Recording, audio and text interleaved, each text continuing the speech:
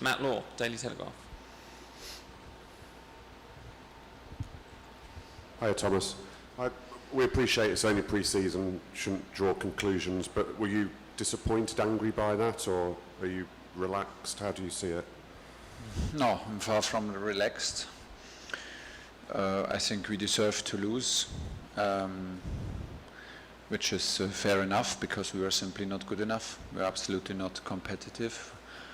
I think the worrying part is that the level of commitment, physically and mentally, for this match was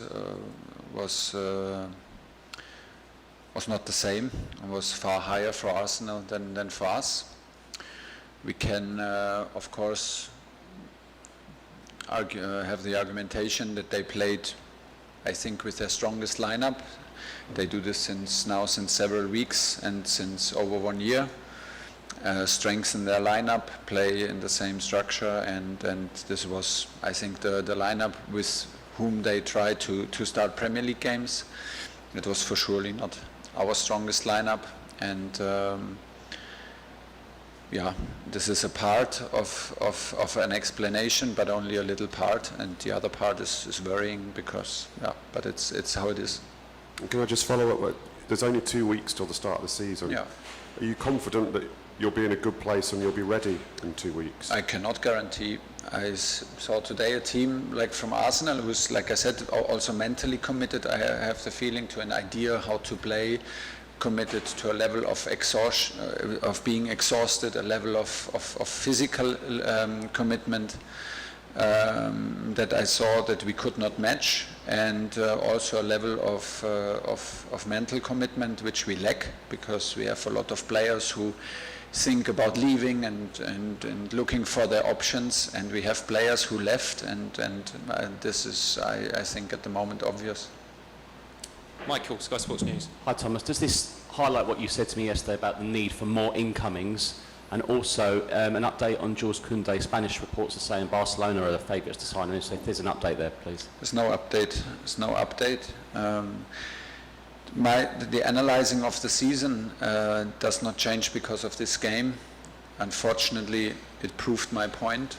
The last week proves my point. I would absolutely prefer to not be right, and I did everything to prove myself wrong. But at the moment, I feel that I was right when I looked at the last season, and at the parts of the game where we struggled, parts of the season where we struggled, and how we struggled. And then, we got sanctioned. Players left us. That some players are trying to leave us, and this is where it is. So we had urgent appeal for quality players, and a huge amount of quality players. We got 2 quality players in, there's no doubt, but we are not competitive like this, and unfortunately we could see it today. Thank you. Mike Keegan, Daily Mail. Hi Thomas. It feels like it's been a long tour. You've been to the West Coast, Vegas, now Also, the East yeah. Coast. A lot of time zones, a lot of travelling. Yeah. Has it been a difficult environment, and has it been a trip that you've It was managed long. to enjoy? It was long. It was long, for sure. Also a part. It was long, and we could see, we could feel the energy. The energy level dropped after Las Vegas, and after the Charlotte game, because of a lot of traveling and very humid and very hot temperature made it tough, because we are like now 2 weeks on the road. So yeah, that's also a point, but it's not the point. It's a little point in an explanation why we did not look fresh. I did not expect it today, although we lowered a bit intensity and volume in training over the last days, but not in a way that we could expect to have fresh legs. So that was not the biggest surprise, but there's a difference between being tired and playing like this. Darren Lewis. Thomas, are you concerned about goal scoring? You've said to us before that you have a number of players that can play in that centre forward position, but you've struggled for goals in this tournament. For sure. Yeah, for sure. I mean, if you look at the second half, the first half was even hard to escape in a productive way in our own half and to play in the opponent's half and to create. We created then one chance with a shot. But the level of, or like the amount of dangerous situations, the amount of 1-against-1s, the amount of speed, acceleration in second half, where we like dominated the game and where we were the better team from the whistle in the first 22 minutes, but with the first dangerous action they scored, and we did not have too many dangerous situations, although we were the better team. But listen, it's the same players, so why should everything change? So I don't think we will see hopefully development, but at the moment we have maybe the same issues because we have the same players. And just to follow up on that, do you look at Liverpool, City, at the moment, strikers, like giving our last 2 weeks, giving our last week, and giving the game today, we should not mention the two teams in front of us. We got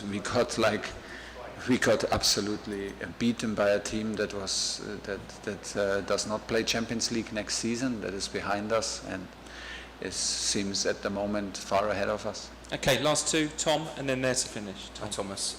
We got to see Kalidou for the first time tonight. Yeah, was the best player on the pitch for us. Was it? Did it make you feel a little bit more optimistic? Yeah, I felt incredible good, I have to say, on an evening where nothing felt good. This felt very good.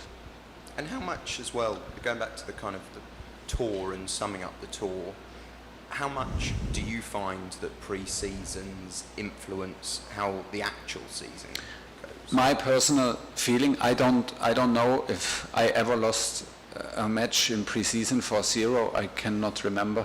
I cannot remember not winning 2 matches in a row in a pre-season. I am a huge fan of a strong pre-season for everything, for the atmosphere, for the feeling, for the performance, for the belief.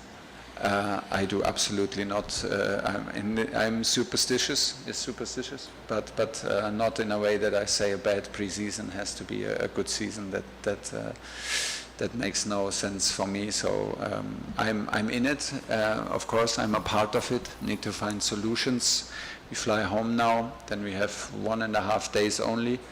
And Tuesday afternoon, we need to present solutions. We need to present actions, like me, coaching staff, together with a team to stand up again and find a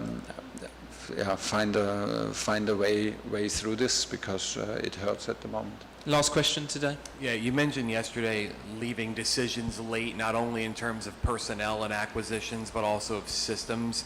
Considering you started tonight with 4 at the back and finished the night at 3 at the back, do you feel as though this has helped as far as forming a defensive identity, as far as the type of system you want to employ?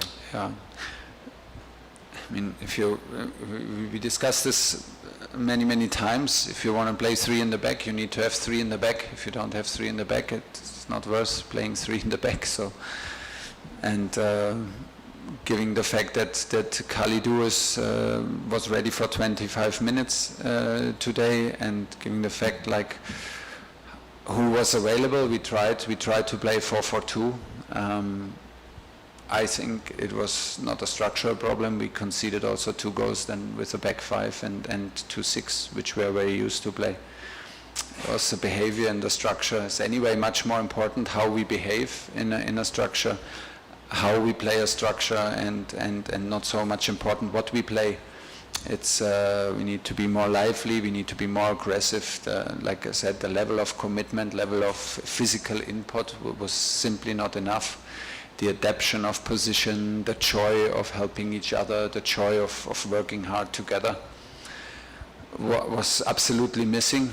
So it's not the moment to destroy my group, because my group of players is a very nice and very hard-working group, and that will not change. But for today, this is the honest analyzing of the game, and I think it's not worth talking around it. It was like this today. Okay, we'll leave it there. Thank you, everybody.